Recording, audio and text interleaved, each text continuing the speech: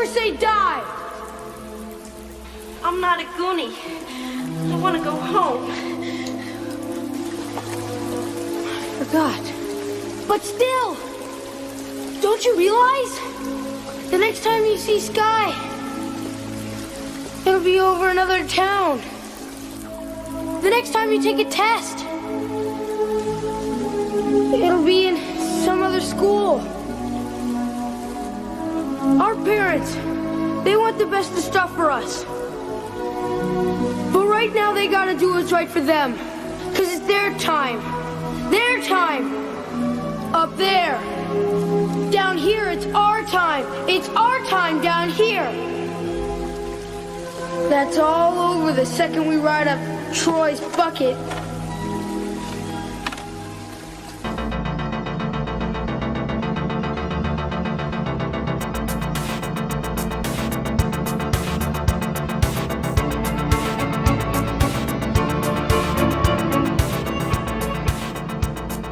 Hello, everybody. Welcome to another episode of The Brick Pit, the podcast you didn't know you didn't need.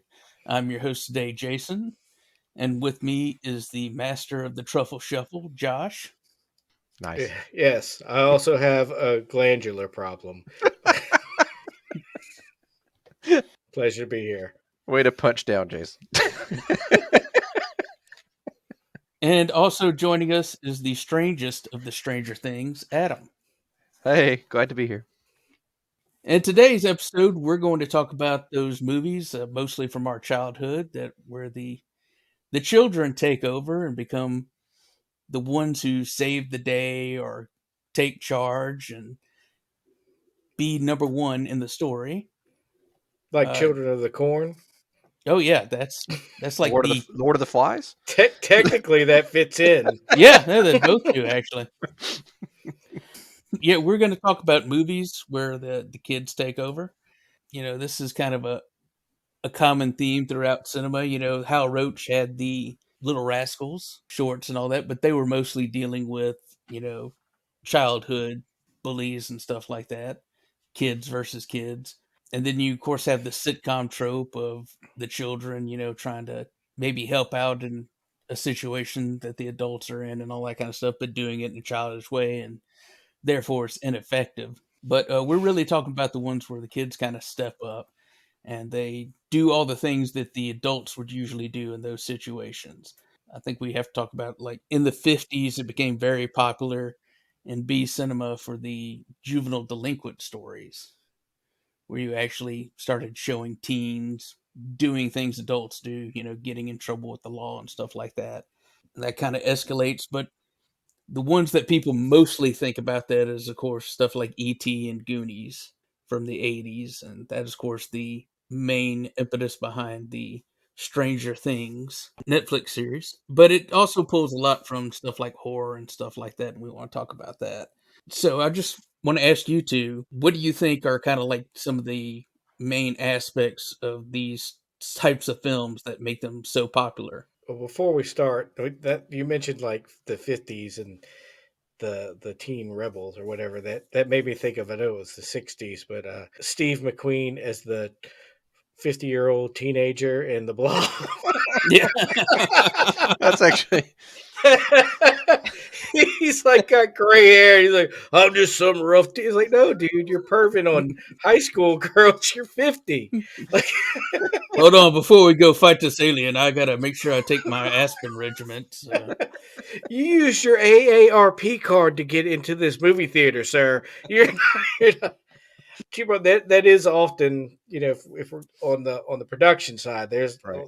lots of people in their 20s play down because it's easier. If they're actually an adult, they don't have to have all the rules of having like tutors on and parents and, you know, limited so time you that get, they can. So you get 90210 is pretty famous for having 30-year-old teenagers, and some more obvious than others. The adults always have to are either absentee or incompetent or some combination of both. So, because it's like or the horror uncaring. films. Yeah, but it's like the horror films now. Like, the first thing you have to do is get rid of the cell phone. You have to figure out, like, why there's no cell phone. in these movies, you got to figure there has to be a reason. Oh, my parents are away this weekend, or they're Right. too busy at work. Or the parents are the victims that the kids have to rescue. That's the other. Like they could be competent parents or caregivers or whatever, but they're also wrapped up with the bad guys, and the kids have to come save the day. Yeah, yeah, unbeknownst. Yeah, so that to me is the big thing, because the kids have to be propelled into a larger world, into the unknown, whether it's kind of adulthood or like supernatural or something, but that they're ill-equipped to handle. So, And we also have to mention sometimes the adults are the problem. Right. adults are always the problem. Don't trust anyone over 30, except for us. That is kind of that you bring that up. We're the tail end of Gen X, Josh and I. And that's literally what we were raised on in, popular media and everything. Don't trust anybody over 30. Don't trust authority. Don't trust corporations. And now you look at it and everybody's telling everyone on Facebook where they are and what they're eating, what books they're reading. It's really kind of a weird turnaround from the paranoia that we were marketed and sold. I don't trust me. Yeah. And I'm over 30. I don't trust you either. Well, hey, so we hadn't sold out. My kids don't trust me. It means you trained them up in the way is what's going That's on right. there. So why do you think that these things, other than, of course, nostalgia now that we're adults, why do you think these movies kind of were so popular with us? Or at least a lot of the ones in the 80s, I guess. It was that weird period where there was a lot of studios trying to attract adults to watch a not quite kid cartoon movie, but something in between. It was what would now be like highbrow PG movies, I guess. But back then it was hard to find that category where it was a movie that parents would think was funny as well as the kids. Kids see themselves in it, right? That's what they're there for, is because they see themselves in the other kids. But the parents are there. It's a power fantasy for kids. You're right, and you're equipped to take on big things. Although I think another trope of these, just off the top of my head, thinking kind of through, we need an adult. Like there's a theme of at some point they're like, crap, we need an adult.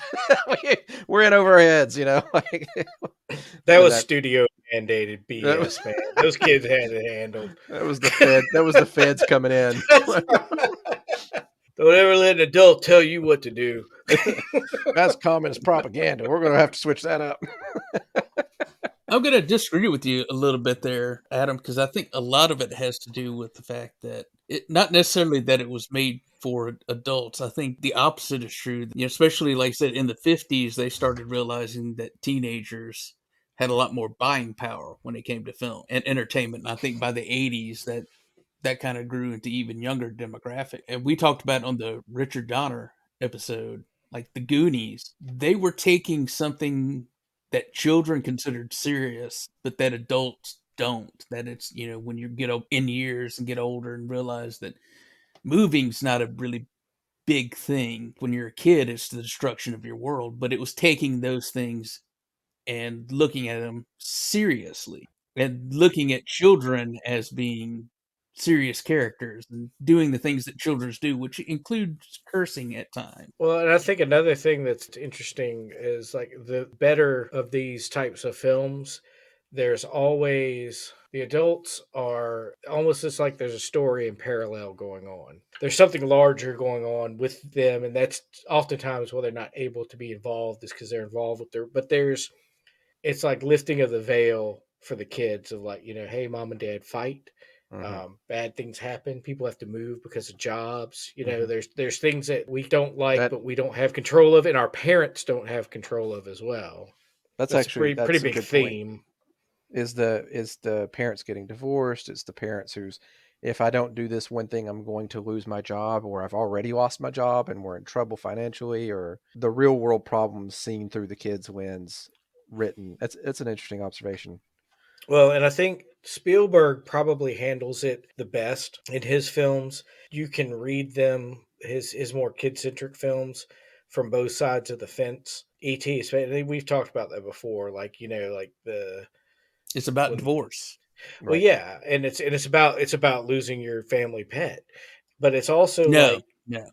I'm going to stop you right there. You've said this twice before. Yeah, I'm not going to let you say it again. Anyway, He is not the E.T.'s family the dog. dog. He is not the family dog. He doesn't get run over by the neighbor's car. He doesn't get in the garbage and eat something that he wasn't supposed to. That's He right, but has to Elliot leave. doesn't have to leave. Yeah. Oh, shit. He has to leave because Yes. staying, as much as he loves Elliot and everything, but because of the connection they have, if he stays, he's going to be hurt, and in turn, he's going to hurt Elliot. Anyway, that wasn't the point I was going to. The point I was going to was the man with the scientist guy that, like, as a kid, you see him as, like, being really scary. He's actually correct, like, by quarantining them, because E.T. could have some kind of alien COVID, you know? And he's, like, always been interested in and believed in extraterrestrial life, but he's not a bad guy. But as a kid, you see him as, like, this monstrous figure. Yeah, but I love the fact also in that movie, like the identifier of him before you see the whole character himself is the fact that he's got a bunch of keys. Which is like coded adulthood. It's the more keys you have, the more adult you are. And he had a bunch of keys. So he was like Cosmo Kramer with his big. They take the children's feelings seriously, and I think that's a main reason why it kind of connected with us as kids, and we kind of kept going with it, because a lot of kids movies just kind of oh geez, oh shucks kids a lot of time, and so treating them like actual characters and people, I think kind of is something that we notice, because as you'd mentioned before, you know, this is about things that happen in real life. Children are a lot more observant than people think. They may not understand what's going on, but they see it and just might not be able to process it, and I think these films kind of help with that as well. All right, so why don't we go ahead and get into some picks? Adam, how about you? First up is one that I kind of think is a classic in this, which is Honey, I Shrunk the Kids. It was a quiet Saturday morning. Zelensky, give it a rest. It's Saturday. Professor Wayne Zelinsky was hard at work on his new invention This thing works. It'll put us right up there with the invention of electricity. that didn't quite work. Did you get the machine to work? A few more bugs to get out. Then something quite unexpected Where are happened. the kids? I haven't seen them since I left this morning. It shrunk the kids. Nick, what happened? It works. Diane, I got something real important to tell you. Are you trying to tell me? The machine works? Do the kids know? Well, yeah, the kids know. That's great. It's not that great. I Why? shrunk the kids. And the Thompson kids, too. They're about this big. Threw them out with the trash. What? They're in the backyard. Walt Disney Pictures presents The Last Frontier. Dad can fix us, right, Nick? Sprinklers! I'll tell you, their size. It's a jungle out there. Nicky, get out of there!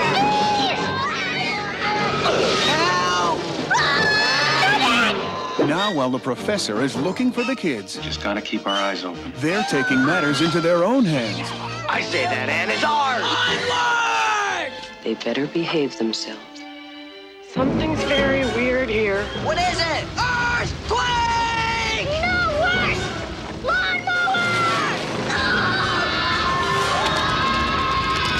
Rick Moranis is Professor Wayne Zelinsky. Are you saying that machine Blew up my kid? No. If the machine had blown up the kids, there'd be pieces of them everywhere. I would've- Wayne, did you report some missing children? Oh, there must be some mistake. Ours are in the backyard. Right, honey?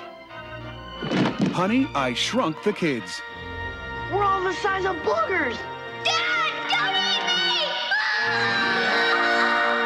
It's 1989, Rick Moranis. The memorable scene for me is the giant ants and the huge drops of water. You know, this is an example, like Rick Moranis' character is an inventor who has put all of his eggs in this basket of being able to create this miniaturizing machine. His success depends on the success of this, and he's going to lose his livelihood, or, you know, the dad's in trouble is the premise. And so he's highly distracted. The machine works, the kids get shrunk, and then they have to kind of fight their way. You know, they're a quarter-inch tall and the world is the same, and they have to fight insects and pets and stampedes of ant-like elephants and sprinklers in the yard. And it's high adventure. there's romance. There is romance. It's a very 80s teen light comedy. There's like no controversy about this movie other than it might be, at the time, I think most people considered it kind of a middling movie. It's sort of a classic Disney-esque. You know, it was better than Flubber or whatever. Like it's in that vein of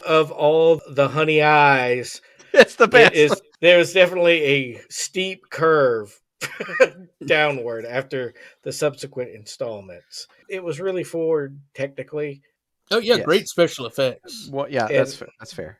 But at the same So- time, it was a very popular movie. I mean, it was Yeah. a huge hit. I would say it's a good movie. I mean, it's Yeah. now it's one of those things where you're like, oh, it's kind of tropey. It's like, well, yes, because it became the template.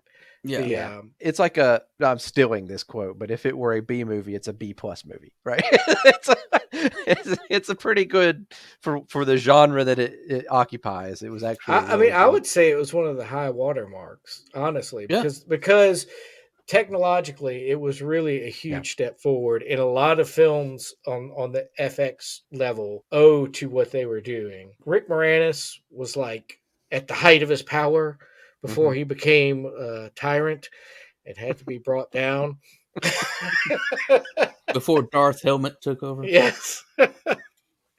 Doing his Rick Moranis thing, I mean, he was basically his character from Ghostbusters with a little more sense about him. Yeah. But I will have to say, at the same time, like the scene where the ants die. Where's Andy?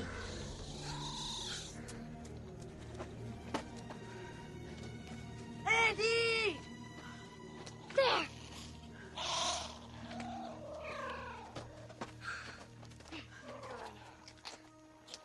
He looks hurt. No! He saved my life. He's gonna be okay. I saw that in the theater, and like everyone in the theater at that time was transfixed on it. Like it's something that hits emotionally. It's not just the spectacle of it. And there's a lot of interpersonal relationships and stuff that go on in there. It was, I think it's a good movie. I wouldn't call it middling.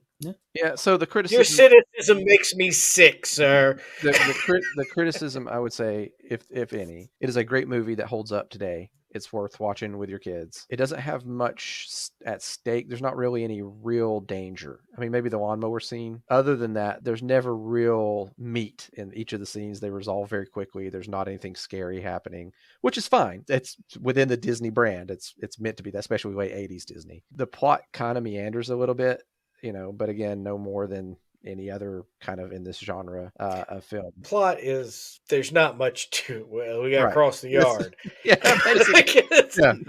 Basically, it's falling down for kids. That's my one-line pitch. Anyway, Okay, I'm waiting for when Josh actually pitches Falling Down for Kids to the studios. I just did. That's called Honey, I Shrunk the Kids. This is a very good Disney movie. Like I said, it was very popular at the time, and I think it did exactly what it's supposed to do. I think a lot of the problems that we have, like looking at us now, and even critics at the time, is understanding that the main audience isn't adults. Sure. It's children. You can get away with flubbing a few things here and there on that you couldn't for an adult film. I think it does exactly what it wants to do for its audience, and the audience that they made it for accepted it wholeheartedly. Yeah, I agree with all that. I think that it stands up. There's really not a lot of like hijinks movies that I enjoy kind of like this. And this is one that even now I'll watch. Do you have hijinkophobia? I have hijinkophobia. Yeah. We have a club. It's we're all very serious. No one with the last name Howard allowed. That's prescription, and that's illegal. All right, Josh, why don't we go to your first pick? So I know Adam just watched this for the first time, amazingly. And before we talk about it, I need to say that I hold this film in esteem above Goonies, above E.T. This is like the kids are in charge film of all. And if you don't like this film, you're not on the podcast, you're not gaming with us anymore, you can erase my contact from your phone. That is Monster Squad. You know who to call when you have ghosts. But who do you call when you have monsters? We're the Monster Squad. What's a squad? It's like Miami Vice, I think. They're young and inexperienced. Naughty virgin. They're a bit disorganized. Monsters are not real. We don't know that, sir. 2,000-year-old dead guys do not get up and walk away by themselves. But when strange things start happening in town. There's a monster in my closet. Ooh, look at that big, scary monster! What's happening? Two ways to kill a werewolf. Silver bullet? They're the only ones ready to do battle. Something's out there that's killing people. And if it's monsters, nobody's gonna do a thing about it but us. Soon the creatures of the night shall rule the world. Real monsters? Us? Midnight. In the world, remember? Maybe we can be like Mask Squad instead, you know? 2 mask bombs. We got 1035, stick back up! Hurry up! Or Nature Squad. The book was right. Don't you see it's all true? By midnight, You guys! they won't seem so young anymore.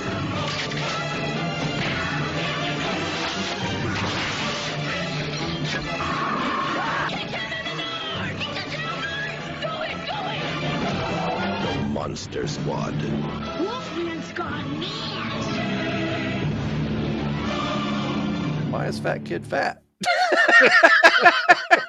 In the time when you called the fat kid, Yeah. that's a little on the nose, but kids are stupid and mean. Fair. It actually has been uprated. I don't know if you knew that or not. When I rented it, it's now, even though it's rated, I think PG or PG-13 because of language.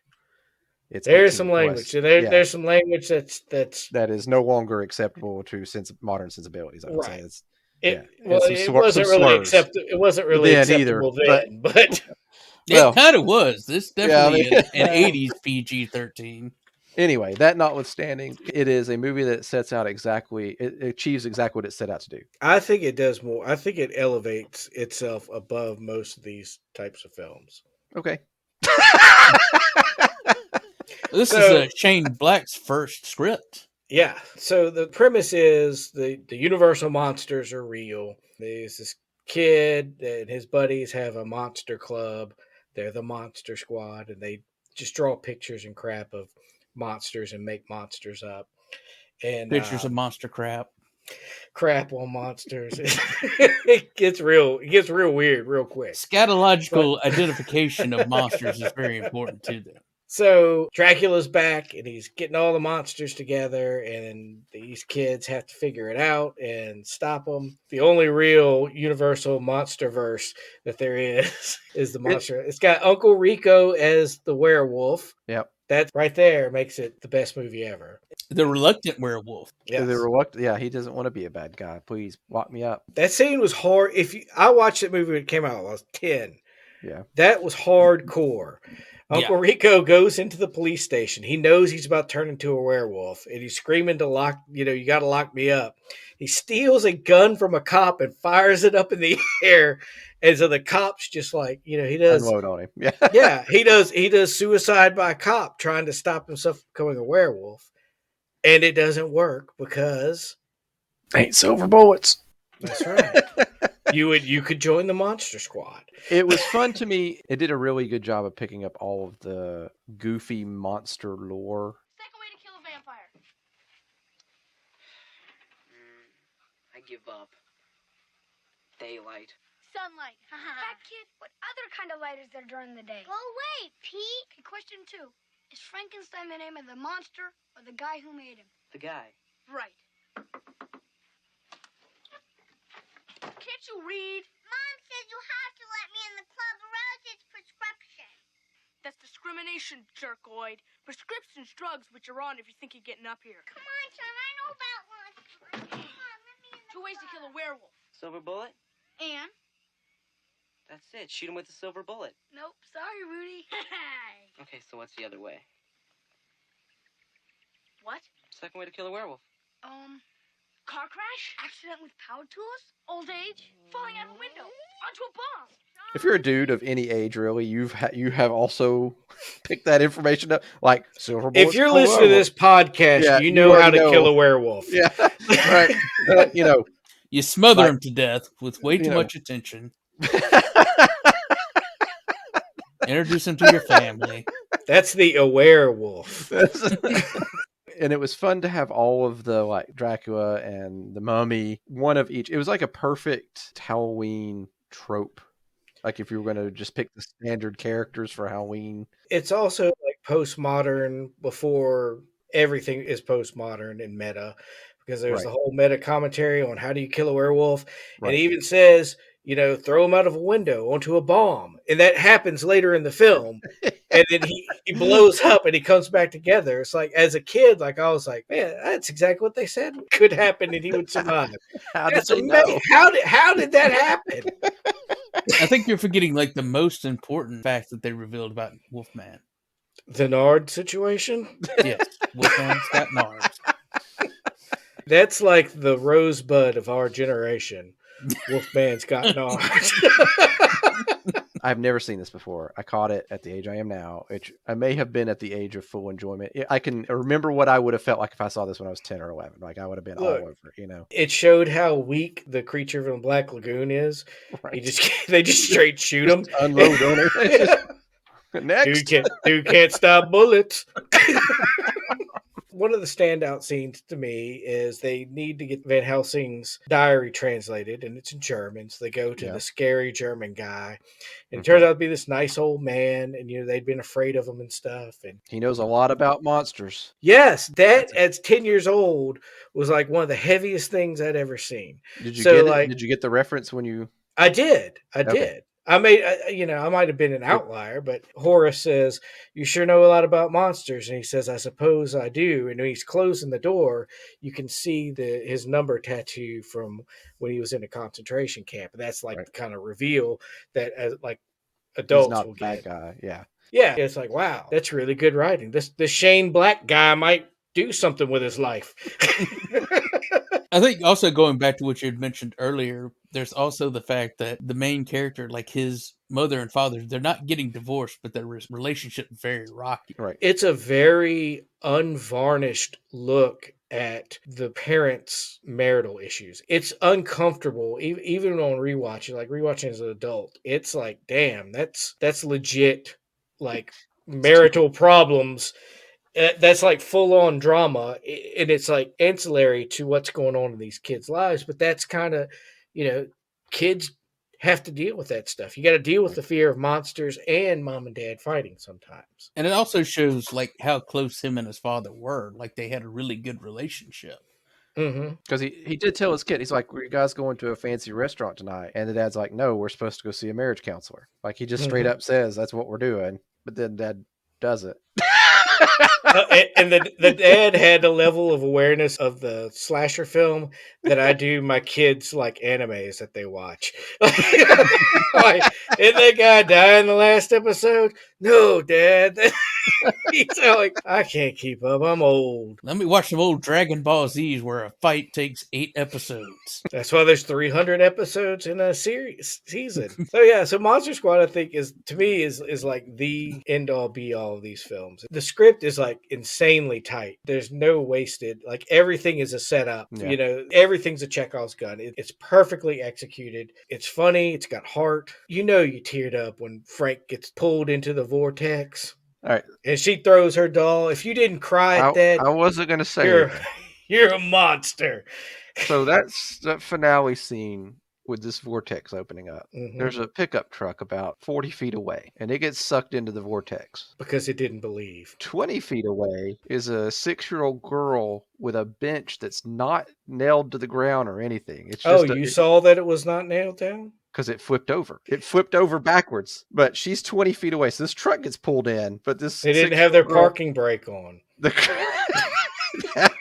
is all a diversionary tactic. We can see your eyes are still puffy from when you watched it earlier and cried. Sure. Why you gotta be like that? Frankenstein's monster gets yanked in, and that's sad. But I'm all the time like, oh no, the girl's got to go too. She's gonna go in too because look, there goes an oak tree that was behind her that's been uprooted, and it had been raining a lot, so the soil was.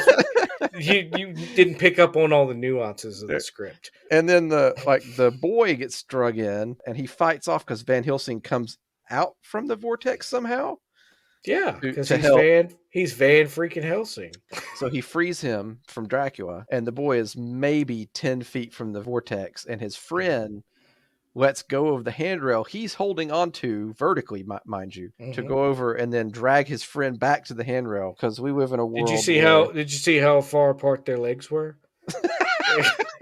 They were bracing against it. You're just trying to find something at this point. So back to my earlier point about how adults criticize movies made for kids. Okay. I mean, the name of the podcast is The Bricked Pit. I'll just say that. Yeah, the brick pit, not the salty old geezer Okay. who won't let kids have fun. Not the magic vortex that has its own physics. How do you know what force is of a magic vortex? Maybe it's dependent especially on against the the innocent heart of a child. That's which has the density of a dying star. It cannot be dragged across the lawn. That's what it is. That must be it. Come on, man. Is she a virgin? That was a clever twist. Sure. And then the girl saying there was Steve, but he didn't count. He didn't count.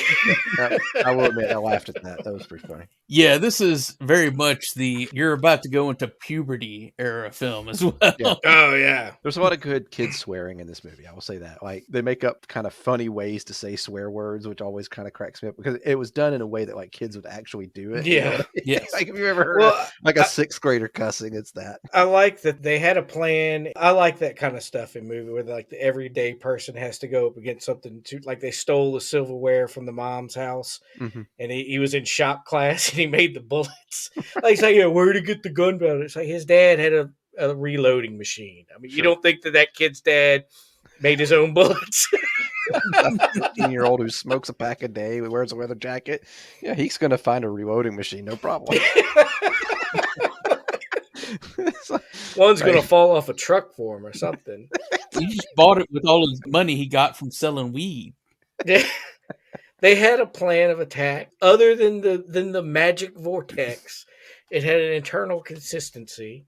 Yeah, that's fair. It was an okay movie. I didn't hate it. I liked it. I'll say that. Now we know who the real monster is. 3.25 stars out of 5. That's what I'd give it. Adam was the real monster all along. That vortex would have sucked you up because you have a black heart, sir.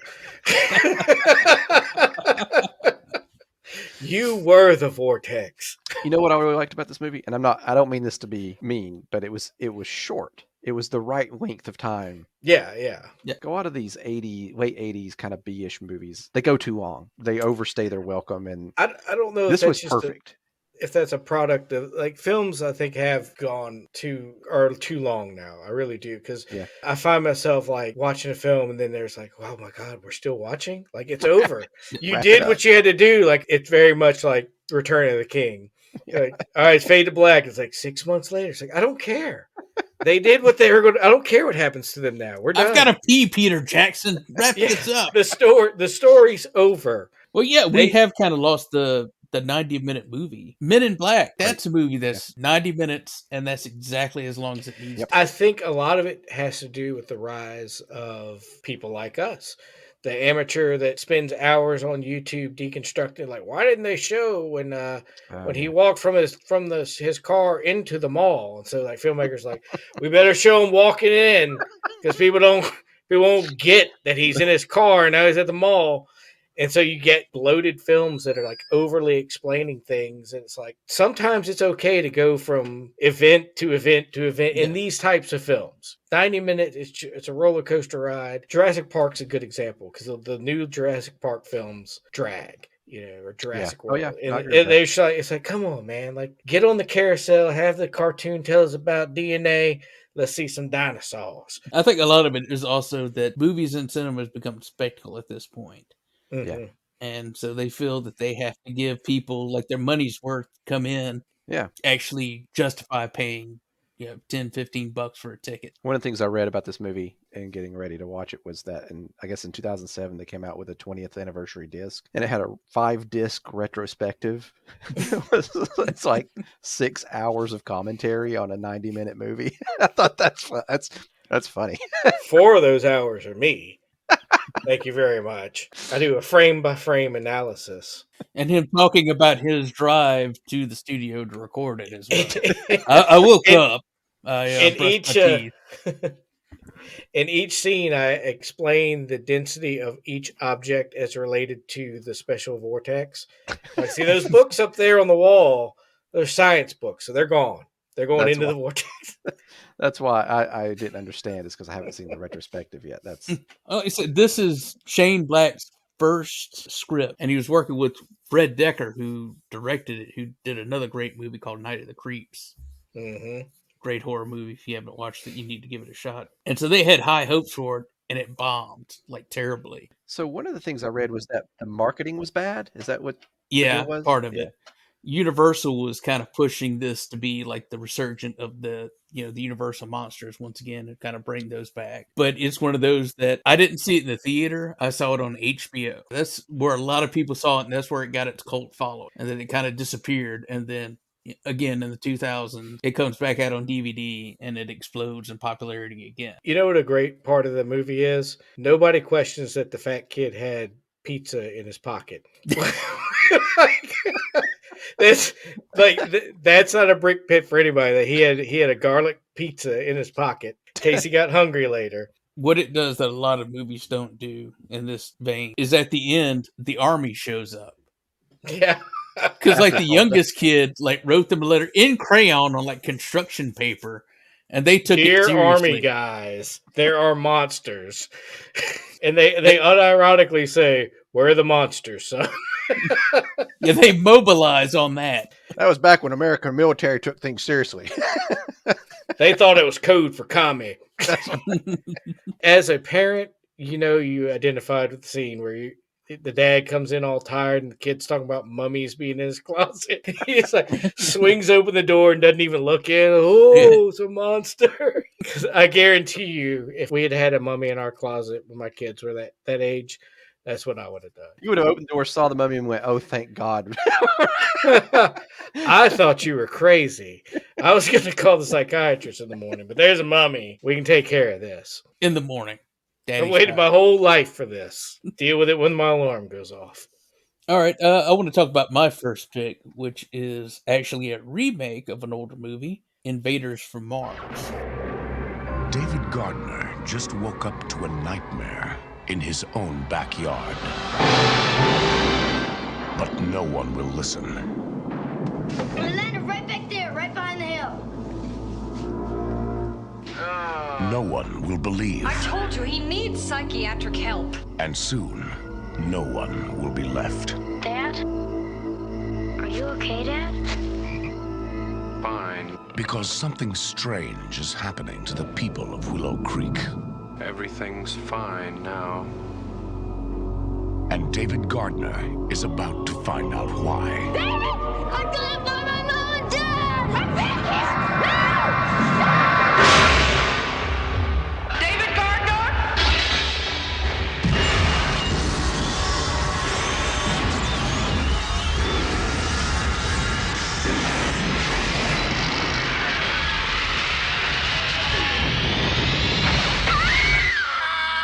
Canon Films presents Toby Hooper's Invaders from Mars.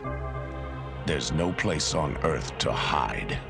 Now, the original was in 1953. This is a remake directed by Toby Hooper, written in part by Dan O'Bannon. I think it's PG-13 at the time. This is a good kids horror movie. It's very much that power fantasy that we talk about. During this film, a kid sees, of course, UFO comes down and lands on the other side of a hill behind his house. And his dad, played by Timothy Bottoms, who's best known for being George W. Bush impersonator on, That's My Bush and a bunch of stuff in the early aughts. He goes over to investigate, and he gets mind controlled by the Martians. So what you can infer from that is that George W. Bush was controlled by Martians. That's how he blew up the levees. Martian technology. It's been a while since anybody's done a good George W. Bush bad impersonation. Hey, I've been taken over by them Martians. That wasn't an invitation. That was more of a bad Elvis Presley impersonation. Isn't that George W. Bush? Yes, they're the same person, actually. A new conspiracy theory has been unlocked. The Martians took Elvis and turned him into George W. Bush. when Elvis met Nixon in the Oval Office, he got this idea that he wanted that was where he was supposed to be. See, when George H.W. There you Bush go. killed JFK, Now right? you're starting to figure it out. At the CIA. Elvis was on the grassy knoll. That's and he what. had Hold on, guys. I'm getting a text from our NSA handler. He says, "Cut it out, guys. This too isn't hot, funny. too hot. You don't understand how much paperwork is involved in this if you keep talking." So. And that's why George H.W. Bush adopted Elvis and changed his name. I mean, that's in the history books. Okay, now he's texting. We got the kill order for Adam. So, Invaders from Mars. I don't really remember this movie. I think I watched it. I have seen it, but it's been a long time. It is. I've seen it since like the HBO days. It's a good kids horror movie. Like I said, it's the power thing. He can't trust adults and all that because, like I said, the Martians are taking over. What I really like about it is like they actually give the Martians a plan. Like his dad works for NASA at the local base, so they take him over because they're going to send a rocket up to Mars, and they don't want people to find out Martians are below the surface, blah blah blah. And they take over the guy who's head of the phone company that does all the lines and everything, so they cut the lines. Because in the 1980s, you didn't have the cellular telephone. You actually have physical landlines that you had to make telephone calls through. And if you cut those off, people couldn't make those. He winds up like working with the school nurse played by Karen Black, who I didn't realize until doing research for this was the actual child actor's mother. But, Really? Yeah. I didn't know. But there are moments when, like, you know, the aliens are coming through and all that, and like she's being hysterical, and like he's the calm one, and like he's the one that keeps calm, he's the one that keeps coming up with ideas and everything throughout the movie because it's kid power fantasy. He winds up going to the military, you know, hey, Martians are invading and taking over people's bodies. Like, all right, let's fight those Martians. It's not when you watch it as an adult, it's not a great movie, but like I said, I think it's a great kids horror movie because it has those aspects that kind of make you afraid as a child. Like, you know, the adults working against you, even your own parent, they show that he actually has a good relationship with, you know, when they turn against you. That's like a really terrible thing for a child to have to deal with and think about. And there's also one of the things that usually doesn't happen in movies like this, but they actually take over a kid as well. One of the girls in his school is taken over. You know, she's already the teacher's pet, but then in this, his teacher's been taken over, then this little girl. So the little girl's going out and doing the bidding of the teacher and the Martians and all that kind of stuff. It's one of those that really kind of, I think, plugs into a lot of the fears that kids have about how the world works and sometimes works against them. Well, you tapped into something. I think that's one of the reasons why like the kid horror film is so easy. It's such a fertile ground because being a kid is terrifying. I don't know what your experiences were, but I was scared more as a kid than ever as an adult. And I've been in I've been in more dangerous situations as an adult and never had that what I call that kid fear, just that primal, like, and then you're like scared of shadows on the wall. Yeah. Hair stands up on the back of your neck all the time. Yeah. Like, everything spooks you. Yeah. Yeah, because, you know, you're not prepared to deal with stuff like that at that age. Plus, you also have an imagination that loves to run wild. Right. And life hasn't worn you down to the point where you're not scared of anything because you're just ready for it to be over. Oh, I mean, welcome death. Kid movies.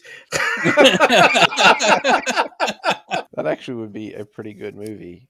Is you basically do this film, but you do it 2 movies in one. One is the hijinks of the kid in these scenarios where the whatever bad things happening. And the one is the reality with the adult. And the other side of that is the adult who's just leaning against the door jamb, smoking a cigarette, just like trying to wake up with a cup of coffee because they have to like just the kid's like, Dad, you gotta come. And he's just like, okay, let's go. Glenn Ross is like just like wedged into the Monster Squad. Monster Squad and Wolf of Wall Street. It's in the same movie. So, silver bullets are for closers.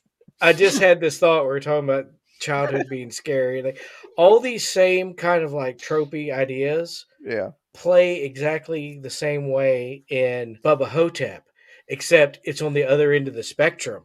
That's Yeah, They're senior old, and so people don't listen to them, and Because they're- nobody because they're believes their crazy, yeah. stories. And they're ill-equipped to handle it on their own. It's just flipping the whole thing around. That's funny. But it's essentially kids in charge, but it's old people in an Yeah. old folks home. That's a polarizing movie too. Oh, I love Bubba Hotep. Bubba Hotep is a movie I use to judge people, like how far our friendship can go. If you like Bubba Hotep, all right, we're gonna be great friends. If you don't, it's not that we can't be friends, but you don't get the secret code to get into the clubhouse. You don't You know, get the backstage pass. Monster Yeah. Squad kind of does feel like a Bruce Campbell movie without Bruce Campbell in it. Like it. But the cool kid was totally Bruce Campbell. Yeah, that's true. Oh yeah, yeah. You're He's right. like, I'm in the damn club, aren't I? And he's gonna go. That is actually that was like, as a kid, I was like, that's the dude I want to be when I grow up. But so. What they should have done is but cast the truth 35-year-old is, Bruce Campbell as a 13-year-old. Bruce Campbell and Steve McQueen in Monster Squad. A coming of age film. All right, Adam, what's your second choice, and why is it Baby Geniuses? So this maybe stretches what we were hoping to achieve here a little bit, but I think it's a great movie, and I wanted to talk about it. I think it fits. But it's Incredibles 2. Did you wash your hands? With soap? Did you dry them? What? Is this all vegetables? Who ordered all vegetables? I did. So, are we going to talk about it? What? The elephant in the room. What elephant? Mom's new job. It's time to make some wrong things right. Help me bring supers back into the sunlight. We need to change people's perceptions about superheroes, and Elastigirl is our best play. Better than me? Whoa! I like Mom's new job. Bye, sweetie. I'll watch the kids, no problem. That's not the way you're supposed to do it, Dad. They want us to do it this I don't way. know that way. Why would they change math? Math is math. okay, Math Dad. is math. Hello? Hey, honey. How are the kids? Everything's great. Is she having adolescence? And Jack? He's in excellent health. What the? Num num cooking. Oh my God. Cooking. Wow, gay. That is freaky. You know it's crazy, right? To help my family, I gotta leave it. To fix the law, I gotta break it. You've got to, so our kids can have that choice. Thank you, young man.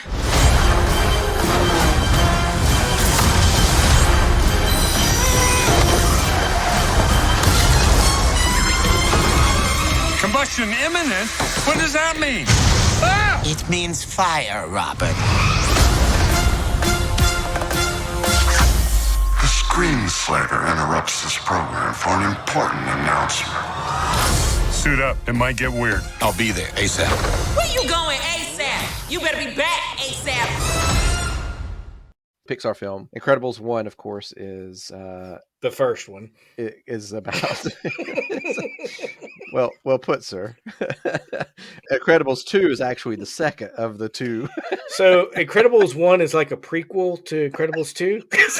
You can say that. But they made it first for some reason. It's weird when they do that. I hate when they put prequels first. It's a classic Pixar. It's excellent in every way. But the plot of it, the way it switches sort of the story is that the superheroes, of course, they've been criminalized, essentially. The bad guy, the villain, kidnaps the mom and dad, and the kids kind of have to save mom and dad. They come together at the end, kind of rescue mom and dad.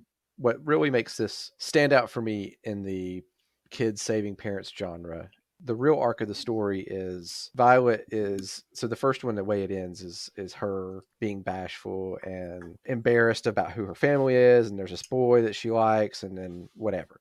A teenage girl.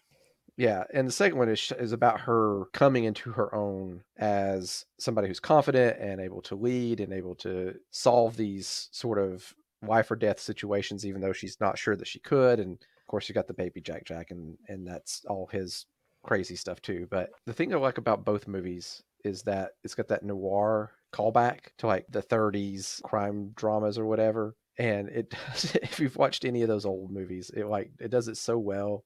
It has very Our Man Flint Yes. aesthetics.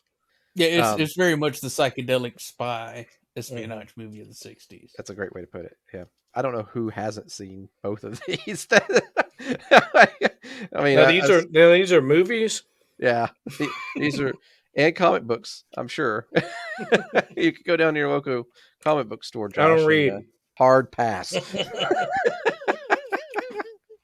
Josh has the distinction of having written more books than he's read. That's a really funny insult.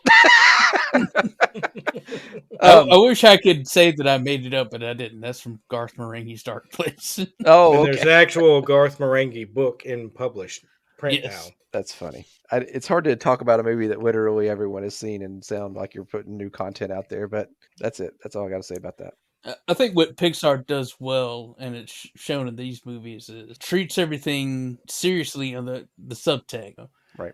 You know, it's a fun movie, you know, over the top and everything, but there's true emotional depth to all that stuff. So you do care about the characters and the situations they're in. Yeah, Pixar, they're really good storytellers. And it's because I think they start from a place of the emotion and the character and build the story around that instead of trying to inject it into a story. Because like from the ground up, that script is about family dynamics. Both of them really are. Mm-hmm. You can tell that every aspect of the plot is informing that subtext. And there's very few throwaway stuff. There's very few throwaway. And there's very few kid films that do that. Yeah. There's very few. I would say most films aren't true. aware of their subtext or what they're trying to say, and that's fine sometimes. But especially like with kid films, kids are much more less emotional regulation, so they're more tapped in to that kind of stuff. So I think that it's good for those films to be more emotional. Yes. Mm-hmm. That's what Dr. Spock told me. I think an important aspect of those is that it exposes kids to these emotions and lets them know that it's okay to have them. Mm-hmm. It gives them, you know, an experience on being able to learn how to deal with them. I don't want to get too far afield in this, but the first time I ever saw my daughter really, really cry at a movie was when we saw Incredibles. Or not, I'm sorry, not Incredibles, Inside Out. When we went to the theater and saw Inside Out. She was little. Even it's hard not to tear up at certain parts of that movie because it is intense. It is an intense film emotionally, but and then he punched her in the face during the movie. It's like we shut up! I'm trying to watch the movie. There's no crying. Well, the opening scene of Up is yeah. That's the classic example, and that's dialogue. Yeah. Textbook storytelling. It's like maybe 5 minutes. Mm-hmm. You have a complete character arc. You know where this guy is. You stuffed a lifetime of his ups and downs. It does secondarily. It makes his grumpy character more bearable. Mm-hmm. There's a lot of times where films will start with the grumpy guy. And then redeem. And you're like, man, this guy's a jerk. And then he's like, well, my wife died. And they're like, oh, well, it's like too late. I've already spent an hour with you and I hate you. Right. Like the Up guy, you're like, oh man, he's cool. That's just him. So the other thing I was going to mention is that what Pixar does really, really well is they cast incredible people to do the work for the voiceovers. No pun intended. Yeah. So like Craig T. Nelson as Bob Parr, he has such an identifiable voice. So does like Bob Odenkirk, which he's Winston. Well, Samuel L. Jackson too, right? There's so many people who. Holly Hunter, excuse me. Holly Hunter. Their voices are so iconic, but Pixar does such a great job of building characters that for a guy who watches as much as we do in movies, it's sometimes hard for me to watch a cartoon with a voice actor that I recognize. All I hear is the person and not the character. I never have a problem hearing Tom Hanks in Toy Story. I don't have a problem hearing Craig T. Nelson in this because I forget because the story is so good. I can kind of get past that. Well, and the character designs. Yeah, they build you around. They build you up to care more about the character than just the person who's acting. Well, and I think there's in a weird way like Woody and Mr. Incredible and stuff, their looks kind of informed by the actor themselves. Yeah, fair. But yeah, that's a good point because like Buzz Lightyear is Buzz Lightyear. You don't think, it's Tim Allen. Right. Right. Except when he starts doing all the cocaine and he goes to jail. Then you're like, wait a second. He starts grunting. The Benford tools in Toy Story was like, that killed me. So Subtle. There's a that was not subtle. There's a pretty frequent question about what movie do kids recognize Tom Hanks for or whatever, and he'll be like, I'm in an elevator with a mom, and she'll go, look, it's Woody. The kid will be like, no, it's not, and he'll say, close your eyes, and then he'll do a line from the kid. Then he punches him in the face. Nobody will ever believe you. I'm Tom Hanks. That's like a Bill Murray story right there. Anyway, good movie. Great kids save the day film. Another movie that I don't mind just sitting through and watching with a kid. Like, it's just a good film to hang out on a Saturday with. So that's that. All right, Josh, your second pick. This is more high schoolers, so I know we're talking about kids, but anybody under the age of 30 is a kid in my mind. So The West Wing is a bunch of kids. That's a kid show. It is the film The Faculty. From Kevin Williamson, the writer of Scream and Scream 2, and Robert Rodriguez, the director of Desperado, and From Dusk Till Dawn, comes a new science fiction thriller. No more pencils, no more books, no more teachers' dirty looks. The students at Harrington High have always suspected their teachers were from another planet. Is this going to be on the test? This is the test. This time, they're right.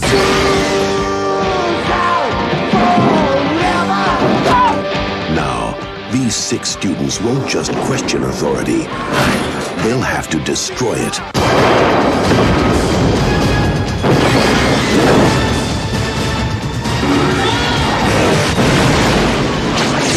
The Faculty. Please report to the principal's office.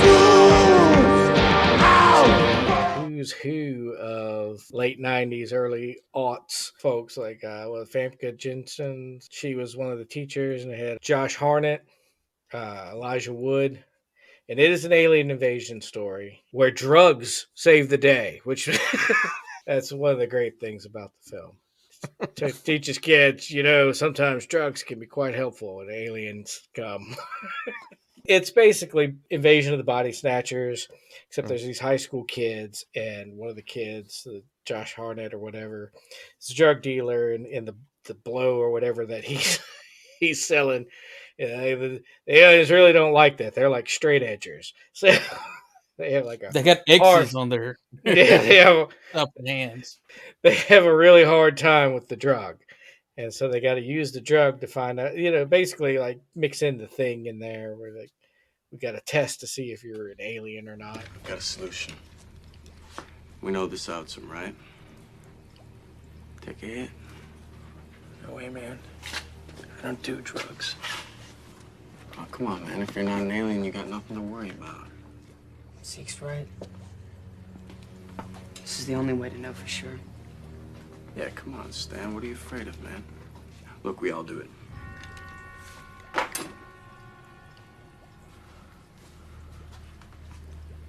Casey? Why me first? It's just a fun horror film, and it hits all the notes of nobody believes you, nobody's listening to you. The ones that do listen to you because they're actually the bad guys. It's written by Kevin Williamson, who, of course, wrote Scream. I think that's his most popular of that. And directed by Robert Rodriguez. So it's got a good pedigree, and I think Jon Stewart's in it in a smaller role. Yeah, he's one of the teachers, and so is Rob. Yeah. Rob Patrick's like the coach, I think. Perfect role for him.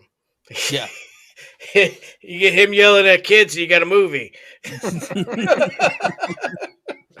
Proven since 1990. Obviously, you haven't seen this film.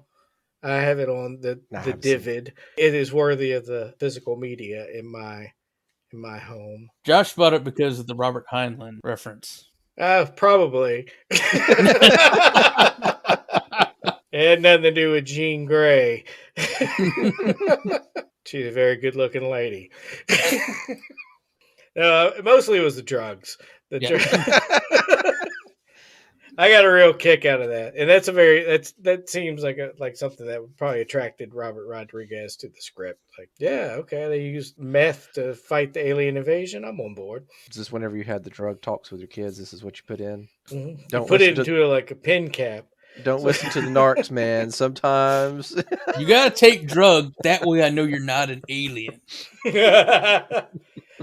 That was my excuse all through the 90s and 2000s. Like, look, I am just proving that I ain't an alien. Or a cop. Or a cop. You gotta tell me if you're a cop. You know that. You gotta tell me if you're a cop or an alien if I ask you. That's the most spread by cop rumor ever. Just tell them that you can't lie about being a cop. The only time I've ever seen a video of you saying that, you were talking to a lamppost.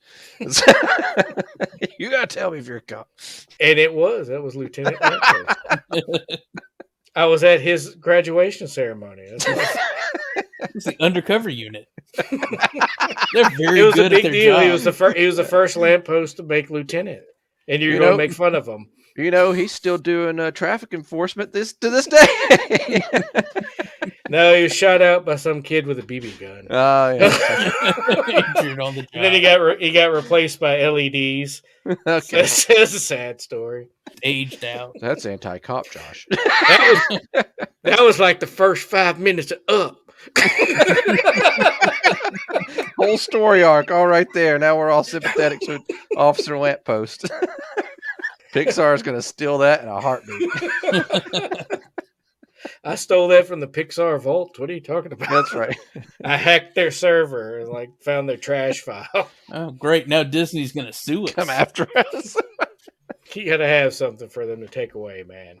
It's another Not thing Disney. Gen Xers learned. I ain't got nothing. You can't take nothing. Can't get blood from a turnip. You get to go to Disney World one day, and Josh is going to be one of the attractions, like an animatronic.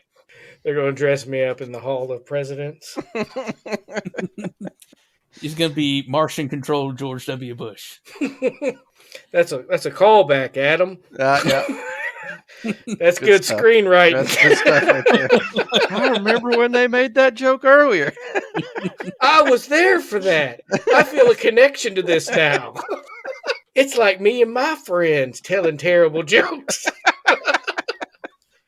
Just like my friends, I don't like them either. You know what we need right now is a Will Forte joke. Will Forte, friend of the podcast. That's right. Yeah, see, we know if you're a long-time listener, if you laughed at that joke. Even we didn't laugh at that joke. No. Moving on. My last choice, I was going to say Suburbia, but I think that's a bit of a downer considering what we've been doing. You should still watch it. It's a great movie from Penelope Spheris. A lot of non-actors enrolled, and it's about teens kind of running away and living on their own because their family is alcoholics and stuff like that. But a downer of a film. Like, you gotta be ready for that.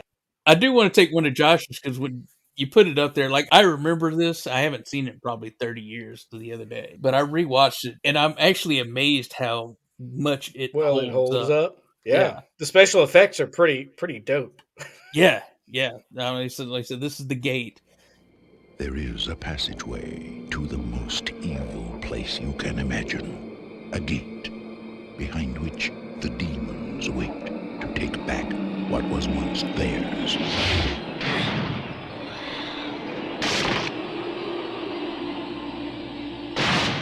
And now, someone has opened the gate. There's this weird tearing sound there. The decomposed corpse of her dead father. Oh no. He's tearing out hair by the hands.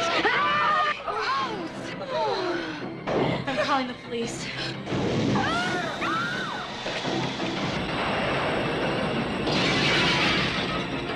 You got demons. Ah!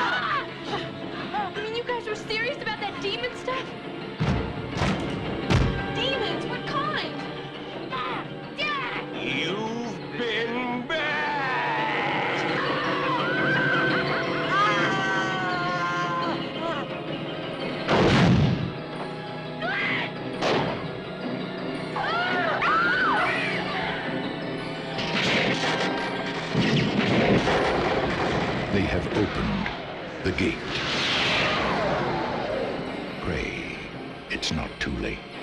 It is like an 87, 88 film, late 80s. I think Stephen Dorff's first film as a child actor. It was PG-13 too, I believe. What amazes me is like looking at this against like Invaders from Mars. Like Invaders from Mars has a lot of language in it. This has none of that. Mm-hmm. But it is a truly frightening film. I remember this scaring me just witless as a kid. It doesn't scare me as much today, but like I said, the special effects are really well done, and so it helps lend to the credibility and believability of it. It's like the perfect, if people want to know what the 80s was like in the satanic panic and all that stuff, watch The Gate. Yes. Because it's... Is there like he finds like a geode or something? Yes, is that like part of the plot? The tree in the backyard is like hit by lightning and everything. They remove it. Yeah, and he finds a geode that apparently has like old devil god goo in it. mystics. I in remember it. this movie. Yeah, okay, now I remember this movie. Okay, good. Yeah, this is a creepy movie.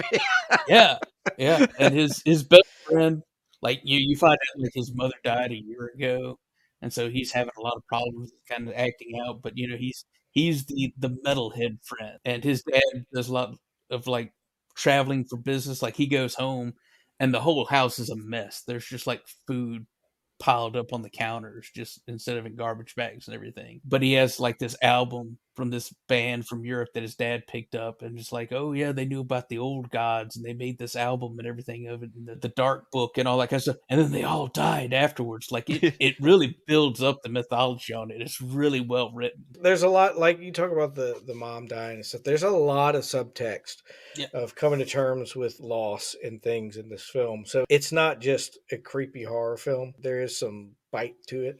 Yeah, like I said, it's very well constructed. It's another one of those films like nothing comes out of the blue. Like everything is set up. Mm-hmm. This also falls into a subgenre that Josh loves, which is kids finding monsters in a hole in the backyard. Yes, and listening to records backwards, summoning demons. Or, yes, maybe that was The Gate 2. The Gate series runs together. Favorite pastime at the Josh? I guess The Pit would probably fall into this category. Yes, that was the reference I was making. Yeah, I know. For the people playing at home. Yes. We talked about The Pit before. Mm-hmm. This has some very scary imagery in it too. It does a lot of the tropes that a lot of movies kind of hang back from. Not always, but mostly. Because it kills the family pet. Mm-hmm. I forgot about and that. It kills kids, which is something a lot of movies try and stray, away from. I don't know why. I think The Incredibles 2 had been served well from kid death. Jack doesn't make it. It just, that would be a really different movie, wouldn't it? What I love about this movie, it's got a great sense of humor on it. The two kids decide to like read an incantation to close the gate that the old ones are going to come back and take over the world and all that kind of stuff. We consecrate this ground, this world of light. We curse the abominations of darkness. We block the passage of evil. May the old devils depart. May they burn in the fires of their own damnation. May they freeze in the infinite cold and darkness of their own hideous creation. Isn't that kind of insulting? I guess it's supposed to be. I mean, we're trying to get rid of them. But Stephen Dorff, maybe you should coax devils back. Be like, that kind of crap here. Aren't you happier back home? Don't you miss your friends? We can't even get cable out here. Yeah, like Josh said, the special effects are actually very well done. It's a mixture of like stop motion and forced perspective. There's these little tiny devil people that the little minions that are like, you'll remember that. Yeah, it's not something you forget. Stephen Dorff talked to his dad. It's like, yeah, Terry told me about when they were building our house that a workman died, got trapped in the wall, and they just sealed him up in there. And he's like, no, that didn't happen. Then later on in the movie, like a body falls out of the wall. And he's like, it's the workman, and Terry's like, I made that up. Yeah. It's a very good film. I think it's a great horror film for preteens. Fair enough.